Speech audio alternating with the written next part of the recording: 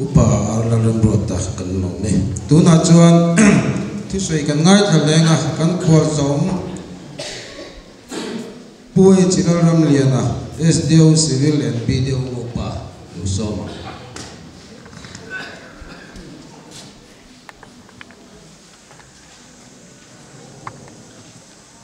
Chairman,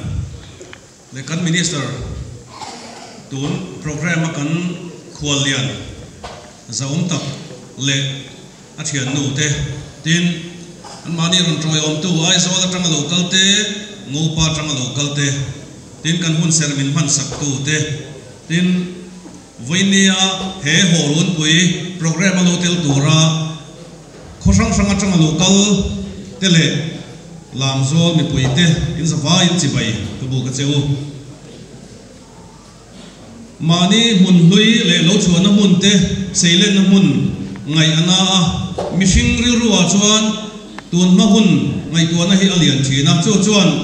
man lai hun kal to lo kir le to ngai lo tur le kan ton le to reng lo tur min ngain kan ngai tu na hoi fo thin American writer pakhat Louis Lamor câu bối thuần thu diệp thiền tu chuan a le khabu a pakhata Asia a chuan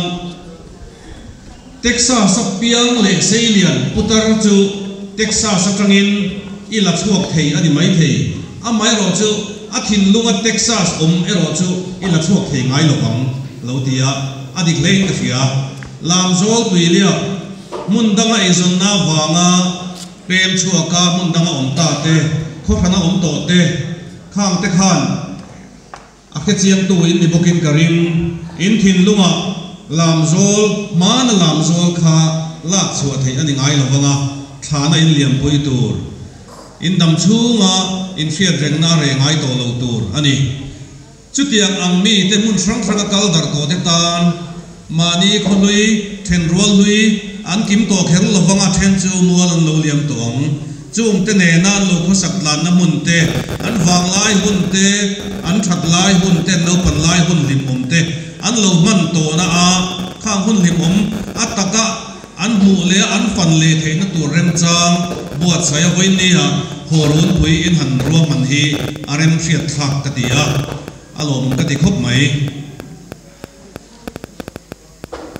Bible thu thum lui kan en chuan Israel fa te chu ai gupta sala antanga an shom em ani chu an shom na atang chuan pathian an awa ti chuan pathian in roi chuaka ram tiam lampan an kal khan kum som li thaler an kala mi tam takan thia an chua hun lai le khang ang lai mi te phei chu ai gupta ram mi te phei chu tuma ram tiam kanan ram theng pha anum talo tiam khop khan an sultan lai atanga re thei room ngoi room tlok khan ni a amai ro chu ram tiam an thing nuwa khan an tum ram an thing nuwa an khosak anom jok to nuwa po khan an re thei lai le an shom lai an tor lai hun te kha thei ngil an phal lova chu wangin a hreve phak lo an tu le fa te ne na po an sir tira an thila an thia reng turin an thil thar zel thin chu tiang khop chuan man lai hun ngai na te a om thina mishing kan ni chung chuan hei hi pathianina ramsa le nung chadang aya mishing min siam dang lam na te po ani ome ole khalam khadu tok ta ila lam zol hi kalokal ve zeu to a kalokal hian kan khotlang khoi tu te kan VC te le midang then khat nen kan in muwa kalokalin kan VCP te thu soi te kan ngai thatina tun tum chu aza lo ber khol za min han putir ve ta ka chuan ka vei zong soi na hun ran chang kan mang ve nau thu ma tun generation tuna ke li hun man me khi thil tam taka kan van do yam o ka ti thina social media han enila kan social media man dam kan roi tu te kan politician te kan ram roi tu te kan officer te kan ko ran roi tu te kan khotlang roi tu VC YMF roi tu NGO roi tu sang pol roi tu en kim mai atu te point kan soi che bor pura trong kam sum kar nei lek lovin an kan trong kama trong ringot chuan hemi hi amat sualom em khai thup tla kan ni don hi ti mai tur hian kan in chua deuh vek to maya hetiang kho vela hian kan cheng mek to hemi atang hian voinia local khop te ngai tu na thar puang umiang tin kan som ha sa du chewani nu le pa in an mani in chunga an khotlang roi tu te ramro rel tu te ko thran roi tu te an soi chiat borbora an ngai san lo zia te an tlin lo na te an soi borbor fo chuan fatha nei har thin ko thran roi tu dem nu le pa kar tangin ko thran ta na mi tangkai fa an chuak mo khop mai kan ram roi tu te po hi an thil ti dan te kan lu ka kan ngai dan le kan du dan ani vek kher lo thei voinia kan zinga kan kholian minister awma wanga he thui soi kan elowa he hi ka soi tam ve viau to ni nam dang zinga state danga mizo dang om velo na po eng mo thil ti khom ni kwa hian ti na te ka soi ve fo thin chu mizo ram chu kan van nei ke ni chu dynamic chief minister kan nei kan minister te an ramman bangai tin kan ma kal to ministry tram pani kalo hran to te po hian ka soi thin tu na mi te a po ka soi le po kam an thil ti dan zung hi a thafam kim ka ti dan ani lo ka ti wang ani lo a mai ro chu nam dang zi nga khan ka chief minister te ka minister te a office lama ka na thona ka pu te ho te kha ka soi chiat vak khan ke te lul hi ka za om na kha atadiam le zo don lu tu ti ka fian bang ani mizo te hian kan soi tu te kan soi chiat vaka kan sa thopu te kan soi chiat vak hian aza om lo ma sa chu ke ma ni kan ni ti hi in the thar mu thang thar lo kal zel tu te voinia hian thalai he ai tam zo ke kal ni la ka ti khop mai thang thar lo kal zel tu le kan tu le fa te he na po hian social media man dan te hi nu le pa kum pui tling zo te hian isir ti thi na u ti kha kan som du cheu ani tu na kan kala in soi chiat vak le ar chu tui lo khopa in ti vak kan chi nam chi te tin kan thotla VC ni te po hi em wangin nge om dim mun thom ta kan siam thin kan ti chuan kan soi chen sa thin e mani ti taka chuan mi hring hi tu ma hi mi zo chul chuak ngat phei chu sual lom lu tok le sual pum lum tak hi an om vak lo chu tiang bokin thafam kim po an om chuang lo chu wang chuan thatna lai zone in bu thiam sakhi apoi moin ka thia chu mizo nam anga kan zirngai chu mi ani lova kan in siam that lo chuan he nam hi kum tam hi kan ding thei lovong ti a lo men ka thin tin ai zola tu ma deu khan ene mo chen ka oma sang ni le panga sang ni pali sang ni pakwa chho vel thleng khan ai zola ka oma chu ti lai chu assistant director in ka oma chung lai chuan mizoram po na tanga ho tu lian local mizoram chu soi lo notice film po hi lo lakal ngai lo te lo dong song tur hian ho tu te hian min tir ve fo maya chu manga chuan an hun ol enge mukara in ti hlip na tur mun mo han hroin tur han zon hian awang lu tuk ai zo lai mun kan nei lo dur tlanga kan tas mahal dei te khi ani deu maya ani lo chuan anu deu leka millennium center te kan han nei le a step tol thei te kan nei a amaro chu vaira ma heti ho chu atam le lu to ko kalpui na chi po ni lova amaro chu vai hoina an lom thin le an ngai san thin chu airport atangena non tlan mowa an hole do na airport pan ten an han kala ral le lama ram hring dup mai te an han buwa boruak hring dup te tin zana an thenina an han khoyamo an thena turan thenga zinga ten han thowa boruak thiang nuam em fresh air an hip te an ngai hu thin delhi ate he hi aum thei thei si lova chu tiang chia chuan aizol pa aizol mi thingtlang an kala thingtlang mi te hian aizol mi hausa zok te tan hian thil tha hai han lui gial don mai la lui tak thei kan nei lo mut na tur ni se heng lai kan thei ang tok let thum po hian lo ro manila aizola an mut na de na khai khen chuan anuam tok chuang lo ei le in ni se ei tur tui nai tha tha ei tur ai zo lan nei thing tlang kan lo nei lui ve thei chun hi atui tok lo amai ro chu ai zo la an bu lo an bu phak lo top ve thun ro chu boruak thiang nom takte tin ral khata ngofing dup mai te tin khokar kunga han kalten savati sang sang thok no no te savasham chia chia thom sia tur te ai zo la om ve lo chu ti lai chuan thing tlang a hian hei ka om na hian ke ka om na masalama po khan thua atang kilometer nga thleng vel te walking zinga ka kal thina savave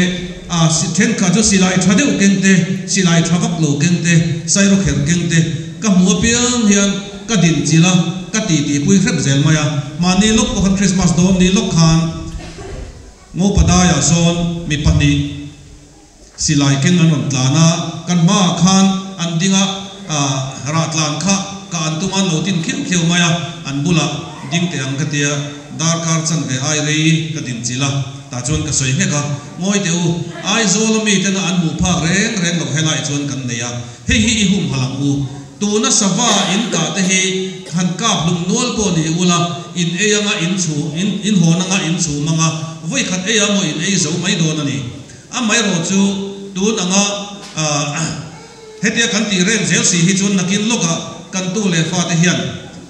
sava sham ri siat tu pon nei to lovanga sava te hi nakin loka chuan TV an mu ba an mu to lovanga chu huna chuan thang thar te hian mizoram ma hen hetiak sava hi ma na chuan om thina ma se kan pi le pu te kha an mol tu ka an lo that chimit veka chu wangin mu tu rom to lo ni an lo tianga min la rom te mang te ka tia ka soi chiam zel ma ya ke chu wang chuan dana tangin hetiak ang ti lum te hi dana tangin chu tiang khatiang khem thei lungin tan thei poisa choi tir thei ti zongin ka ti lo cheu ama ero chu ho kan thei to pin I tang tlang u ahum hal tur gen tang tlang u din ka som thin man nia po chon ka soya ke ni chu ti tak taka chuan hun enge mo ti tan ngo pa an ne na khan min thia em ka ti o an ti an mani ero chu ka khachi lo wa hun enge mo ti tan na sarkar in min da wang om mai ka ni a naktu loka lekha along thlenganga order along chuaka nga chu ta chuan ka om na tur chu khoya mo chim to pa mo kho chaka mo